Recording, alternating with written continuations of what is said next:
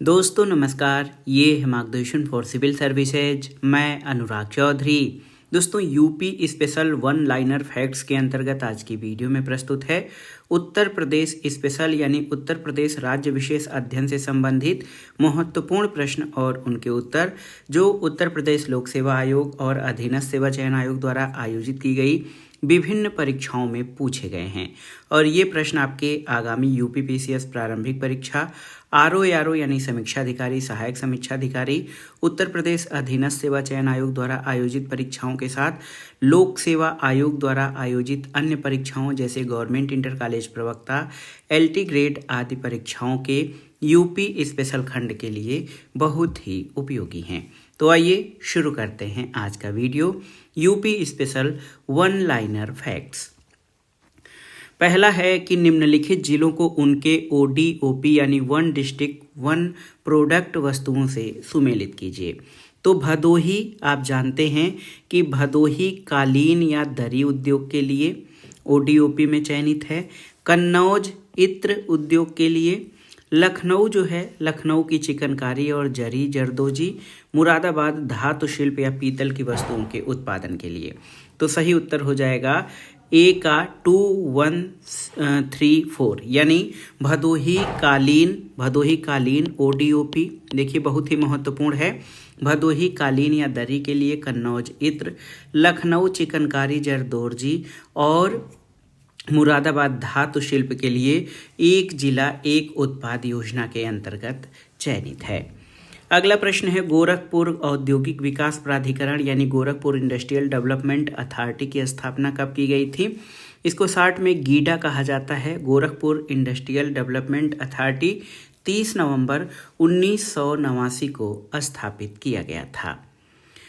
अगला प्रश्न है, देखिए बहुत ही महत्वपूर्ण, कौन से शहर स्मार्ट सिटी मिशन के अंतर्गत जो है चयनित शहरों में शामिल हैं? ये प्रश्न बहुत ही महत्वपूर्ण है। देखिए बहुत ही महत्वपूर्ण प्रश्न है, उत्तर प्रदेश के कौन से शहर स्मार्ट सिटी मिशन के अंतर्गत शामिल हैं? इसमें आप देख सकते हैं बहुत ही महत्वपूर्ण है दोस्तों, लखनऊ, आगरा, वाराणसी, प्रयागराज। ये बहुत ही महत्वपूर्ण है। उत्तर प्रदेश में कुल 17 शहर स्मार्ट सिटी मिशन के अंतर्गत शामिल हैं। लखनऊ, आगरा, वाराणसी, इसके अलावा प्रयागराज, कानपुर भी है, यहाँ पर शॉर्ट में लिख रहे हैं कानपुर, फिर अलीगढ़ आप याद रखिएगा, झांसी, फिर बरेली, इसके अलावा मुरादाबाद और सहारनपुर।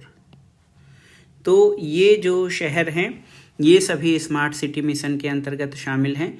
इसके अलावा अयोध्या, फिरोजाबाद, गाजियाबाद, गोरखपुर, मथुरा, मेरठ और शाहजहांपुर को भी इसमें शामिल किया गया है। तो याद रखिएगा उत्तर प्रदेश में कुल 17 शहर स्मार्ट सिटी मिशन के अंतर्गत शामिल हैं, जिन्हें 10 केंद्रीय और 7 राज्य स्तरीय स्मार्ट शहरों के रूप में विकसित किया जा रहा है। केंद्रीय स्मार्ट सिटी मिशन के अंतर्गत आगरा, अलीगढ़, बरेली, झांसी, कानपुर, लखनऊ, मुरादाबाद, प्रयागराज, सहारनपुर और वाराणसी हैं। और राज्य स्मार्ट सिटी मिशन के अंतर्गत अयोध्या, फिरोजाबाद, गाजियाबाद, गोरखपुर, मथुरा, मेरठ और शाहजहांपुर शामिल हैं। अगला प्रश्न है, मुख्यमंत्री के निर्देश पर महिला यात्रियों की सुरक्षित यात्रा सुनिश्चित करने के लिए यूपीएसआरटीसी ने कौन सी पहल शुरू की है? तो ये है पिंक बस सेवा, जो कि महिला चालकों द्वारा संचालित होगी।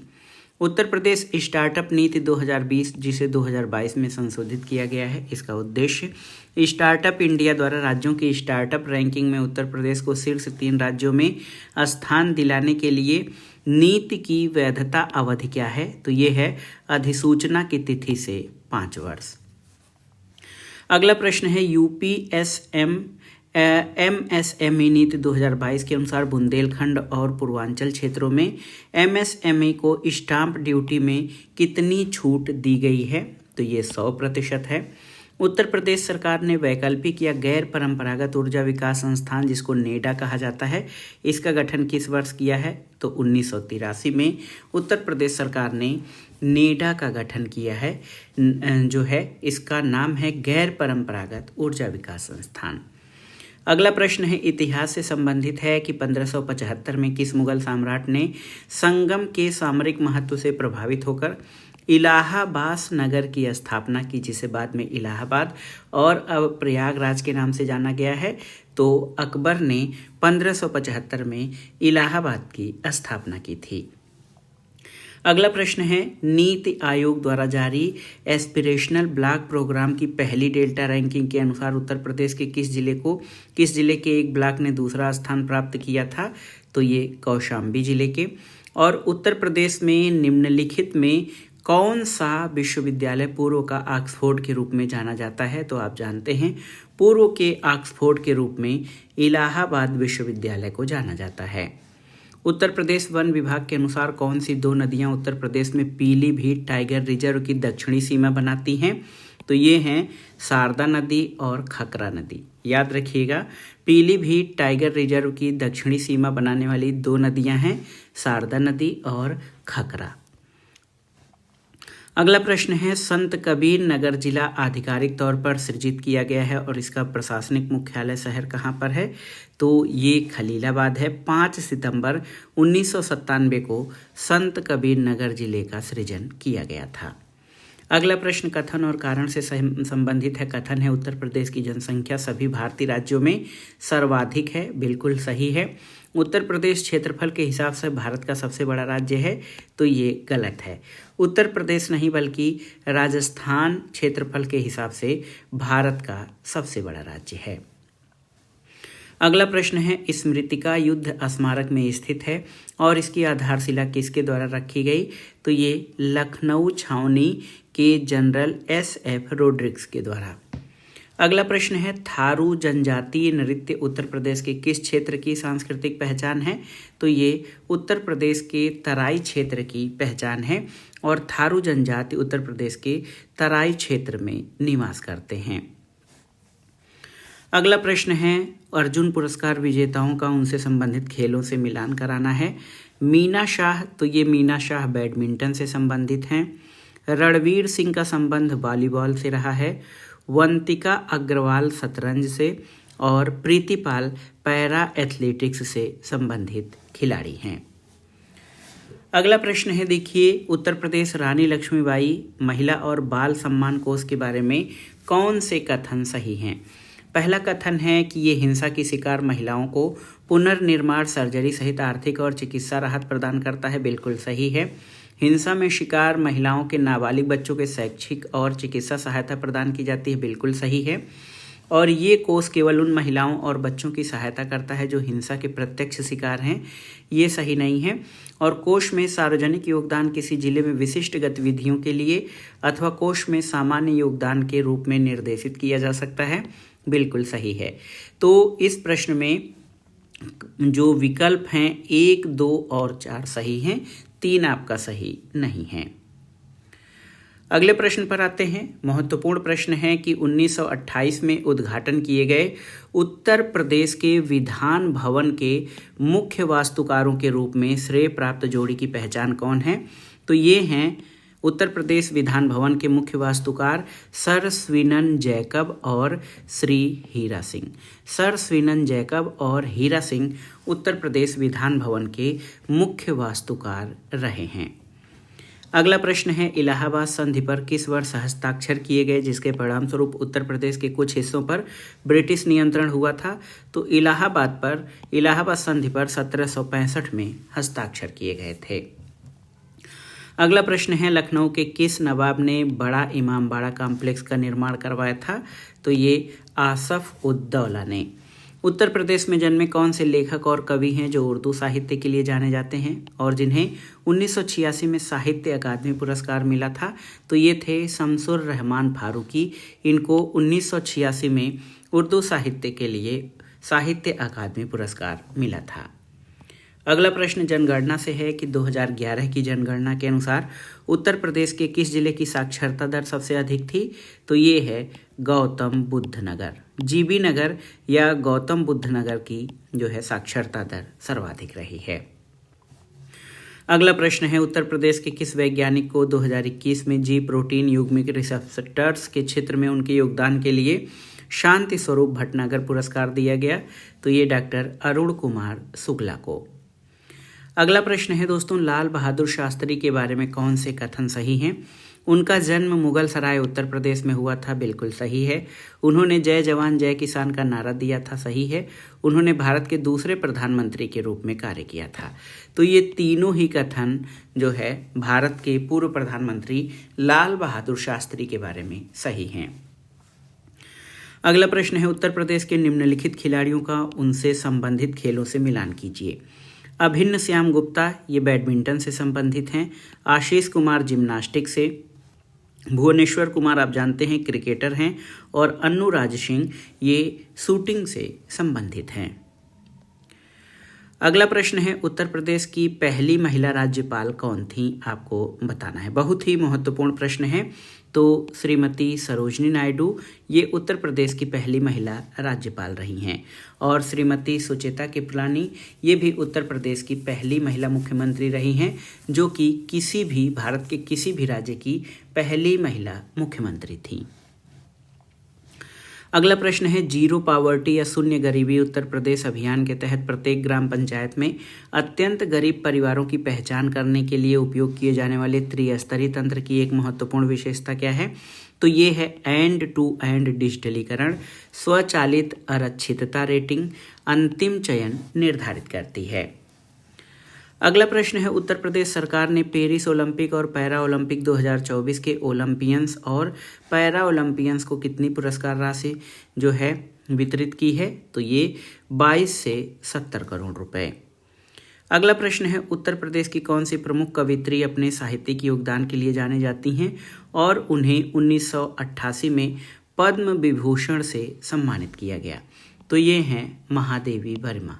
महादेवी वर्मा जो है प्रसिद्ध महिला कवियत्री रही हैं और इनको विरह की गायिका भी कहा जाता है। और ये 1988 में पद्म विभूषण सम्मान से सम्मानित हुई थीं। उत्तर प्रदेश में कौन सा विश्वविद्यालय 2016 में स्थापित हुआ और कानपुर में स्थित है? तो ये है HBTI हरकोट बटलर तकनीकी विश्वविद्यालय। ये 2016 में स्थापित कानपुर में स्थित विश्वविद्यालय है। अगला प्रश्न है, उन्नाव जिले का पूर्व नाम क्या था? तो ये था सवाई गोदो। सवाई गोदो उन्नाव जिले का पूर्व नाम था। अगला प्रश्न है, उत्तर प्रदेश नगरपालिका अधिनियम की किस धारा के तहत स्थानीय निकायों के निदेशक या डायरेक्टर की नियुक्ति की जाती है? तो धारा 31 ख। उत्तर प्रदेश नगरपालिका एक्ट की धारा 31 ख के तहत जो है स्थानीय निकायों की निदेशक की नियुक्ति की जाती है। अगला प्रश्न है, फिराक गोरखपुरी उत्तर प्रदेश के किस प्रसिद्ध उर्दू कवि या उर्दू शायर का उपनाम है?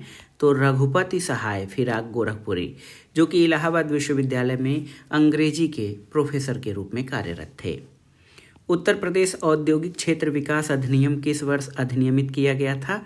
तो 1976 में। याद रखिएगा, उत्तर प्रदेश औद्योगिक क्षेत्र विकास अधिनियम 1976 में अधिनियमित किया गया था। एक और प्रश्न है कि उत्तर निम्नलिखित में से किस नृत्य शैली में एक महिला नर्तकी नृत्य करते समय अपने सिर के ऊपर रोशन दीपकों के एक स्तंभ को संतुलित करती है? तो ये है चरकुला नृत्य। और आप जान लीजिए चरकुला नृत्य ब्रज क्षेत्र का प्रमुख नृत्य है।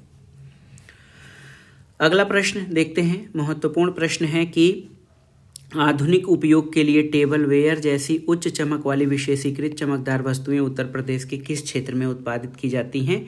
तो ये चिन्हट और मासेलिया में। अगला प्रश्न है, निम्नलिखित में से कौन सा स्थान उत्तरी कौशल जनपद की राजधानी था? ये बहुत ही महत्वपूर्ण प्रश्न है। तो आप देखिए, ये है श्रावस्ती। श्रावस्ती जो है ये उत्तरी कौशल जनपद या उत्तरी कौशल महाजनपद की राजधानी के रूप में स्थापित था। अगला प्रश्न है, देवगढ़ में स्थित गुप्त काल का दशावतार मंदिर जो भगवान विष्णु को समर्पित है, अपनी वास्तुकला की शैली के कारण उत्तर भारत में सबसे प्राचीन ज्ञात है। किस रूप में? तो ये पंचायतन मंदिर के रूप में प्रसिद्ध है। अगला प्रश्न है, किस जानवर की रक्षा के लिए हस्तिनापुर वन्यजीव अभयारण्य की स्थापना 1986 में की गई थी? तो बाघों के संरक्षण के लिए हस्तिनापुर वन्यजीव अभयारण्य की स्थापना की गई थी। अगला प्रश्न है, फतेहपुर सीकरी को पहले फतेहाबाद के नाम से जाना जाता था। यहाँ फतह शब्द का अर्थ जीत है। ये शब्द किस भाषा से लिया गया है? तो फतह शब्द ये फारसी भाषा से लिया गया है। अगला प्रश्न है, सारनाथ जो अशोक स्तंभ के लिए प्रसिद्ध है, वाराणसी से 10 किलोमीटर उत्तर पूर्व में किन दो नदियों के संगम पर स्थित है? तो सारनाथ ये गंगा और वरुणा नदियों के संगम पर स्थित है। अगला प्रश्न है, उत्तर प्रदेश में कुल कितने नगर निगम हैं? तो उत्तर प्रदेश में कुल 17 नगर निगम हैं। 17वां अंतिम नगर निगम शाहजहांपुर को घोषित किया गया था वर्ष 2018 में। अगला प्रश्न है, जीआई यानी ग्लोबल इंडिकेटर जीआई टैग उत्पाद और उनके स्थान का मिलान करना है। तो वॉल हैंगिंग के लिए गाजीपुर, उसके अलावा हस्त निर्मित दरियों के लिए मिर्जापुर, कैंची के लिए आप जानते हैं मेरठ, और हस्त निर्मित कालीन के लिए भदोही जो है जीआई भौगोलिक संकेतक टैग उत्पाद हैं। अगला प्रश्न है, उत्तर प्रदेश सरकार ने एक स्वायत्त संस्था के रूप में अतिरिक्त ऊर्जा स्रोत विभाग के अंतर्गत गैर पारंपरिक ऊर्जा विकास एजेंसी नेडा का निर्माण कब किया? तो अप्रैल 1983 में। अगला प्रश्न है, वर्ष 1909 में आगरा में आयोजित उत्तर प्रदेश या संयुक्त प्रांत कांग्रेस के सामाजिक सम्मेलन की अध्यक्षता किसने की थी? तो 1909 में आगरा में आयोजित संयुक्त प्रांत कांग्रेस के सामाजिक सम्मेलन की अध्यक्षता मोतीलाल नेहरू के द्वारा की गई थी। याद रखिएगा, मोतीलाल नेहरू द्वारा।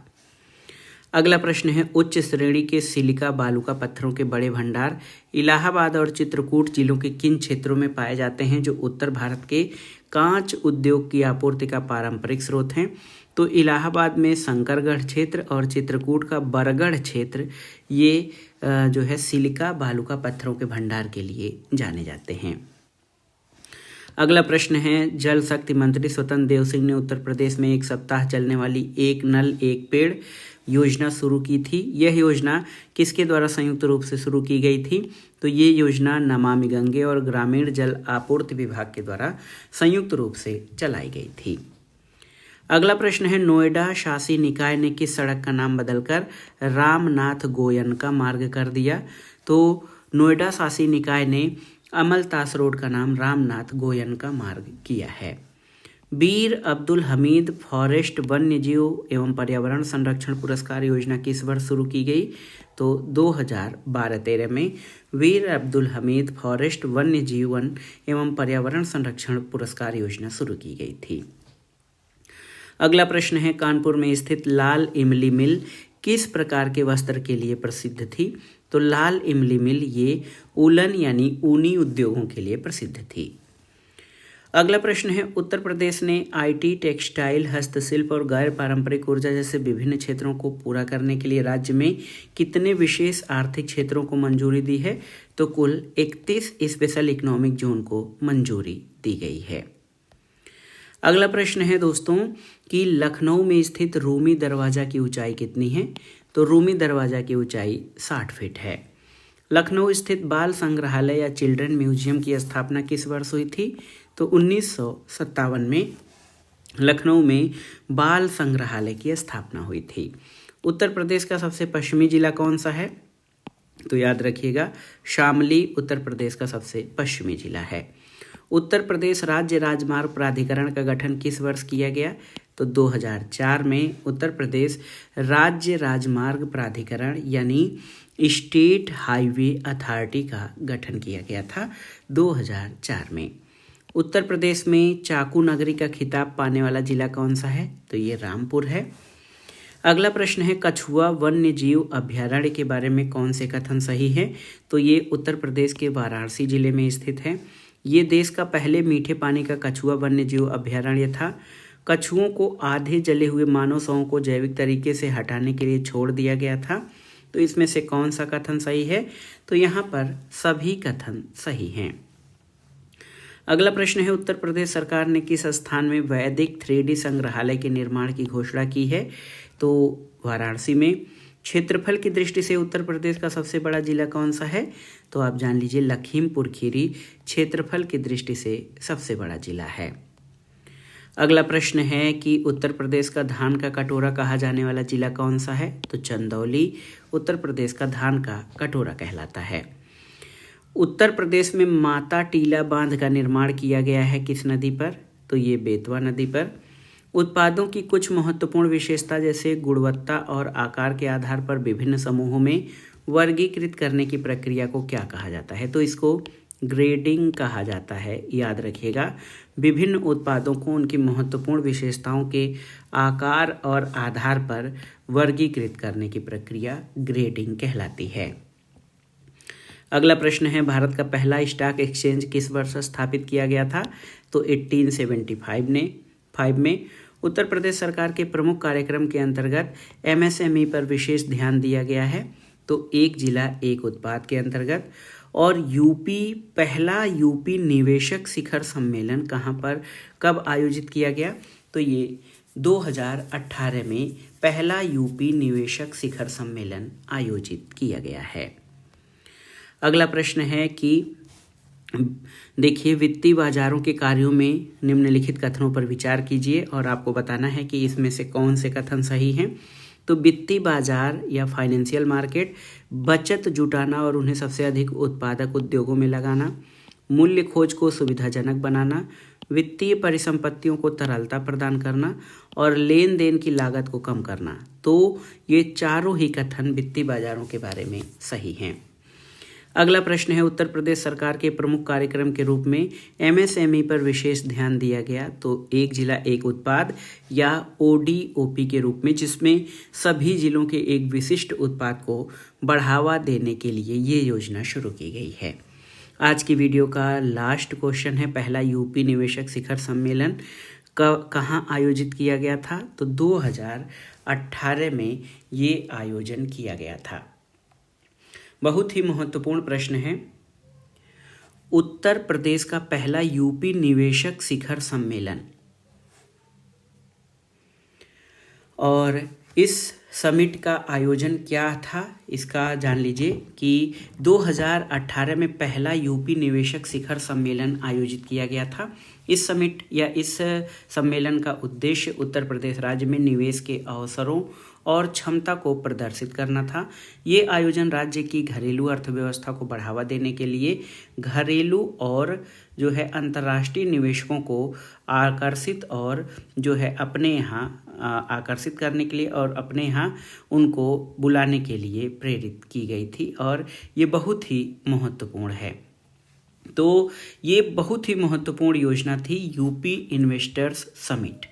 तो याद रखिएगा ये 2018 में इसका आयोजन किया गया था।